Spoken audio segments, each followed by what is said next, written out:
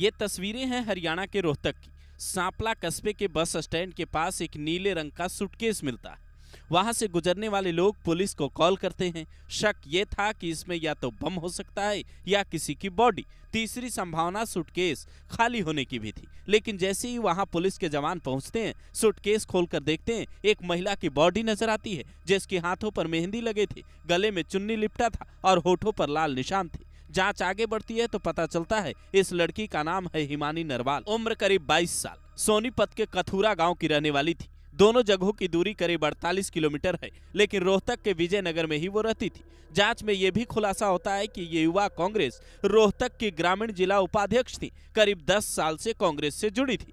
चाहे भारत जोड़ो यात्रा हो या कांग्रेस नेता दीपेंद्र हुड्डा और पूर्व सीएम भूपेंद्र हुड्डा के कार्यक्रम, उसमें वो जरूर शामिल होती थी। राहुल गांधी के साथ उसकी तस्वीर देखकर आप अंदाजा लगा सकते हैं वो कांग्रेस की कितनी सक्रिय कार्यकर्ता थी। लेकिन सियासत का खेल देखिए, राहुल एक ट्वीट तक नहीं करते। भूपेंद्र सिंह हुड्डा ट्वीट कर एक्शन की मांग करते हैं, पर एक्शन किसके खिलाफ? आखिर हिमानी नरवाल को इस हाल में पहुंचाने वाला कौन है? हिमानी की मां सविता ये दावा करती है कि भूपेंद्र हुड्डा की पत्नी आशा हुड्डा की वो करीबी थी, लेकिन बिटिया की मौत के बाद आशा हुड्डा ने फोन तक नहीं उठाया। वो कहती है, 27 फरवरी की शाम 4 बजे तक मैं उसके साथ थी। शाम 4 बजे दिल्ली के लिए निकली। रात को बात हुई तो कहा हुड्डा साहब का अगले दिन कार्यक्रम है, अभी बात नहीं हो पाएगी। पूरे दिन इंतजार किया। रात में फोन किया तो नंबर बंद था। अगले दिन सुबह फोन किया तो 2 बार नंबर चालू हुआ और फिर बंद हो गया। आखिर में दोपहर 3 बजे थाने से फोन आया और ये बात पता चली। हमारा तो पूरा संसार उजड़ गया। अपराधी नेता या इसके दोस्त हो सकते हैं। तो वो दोस्त या नेता कौन है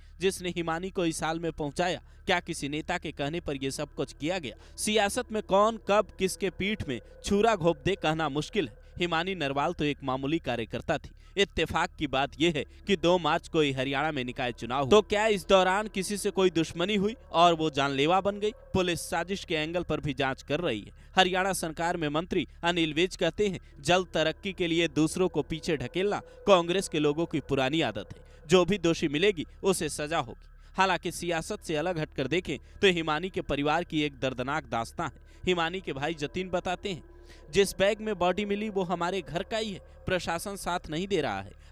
अगर प्रशासन साथ देता तो अब तक अपराधी पकड़े जा चुके होते। अभी तक कांग्रेस से कोई हमसे मिलने नहीं आया। मेरे पिता की मृत्यु हो गई, भाई की हत्या हो गई और अब मेरी बहन की हत्या हो गई। बस मैं और मेरी माँ बचे हैं। यानी जिसने भी ये कहानी रची वो कोई करीबी ही रहा होगा, क्योंकि घर के ही बैग में बॉडी मिलना ये इशारा करता है आरोपी का हिमानी से कोई बड़ा नाता रहा होगा। पुलिस कई एंगल से इस मामले की जांच कर रही है। कई टीमें फाइलें खंगालने में जुटी है। अभी ये तय नहीं है कि आरोपी एक है या एक से ज्यादा। थाना प्रभारी विजेंद्र सिंह के हवाले से कुछ मीडिया रिपोर्ट के दावा करते हैं कि पुलिस को इस मामले में राजनीतिक एंगल नजर नहीं आ रहा, लेकिन जिस हिसाब से चालाकी की गई, घटना को अंजाम देने के लिए ऐसी जगह को चुना गया जहां आसपास कोई सीसीटीवी ना हो, वो साफ इशारा करता है पेशेवर लोग इस घटना में शामिल हो सकते हैं और सबूत छिपाने की भरपूर कोशिश भी की गई होगी। ऐसे मामलों में पुलिस की जांच भी शक की सुई के आधार पर ही घूमती है और मां के बयान के बाद शक हिमानी के करीबी नेताओं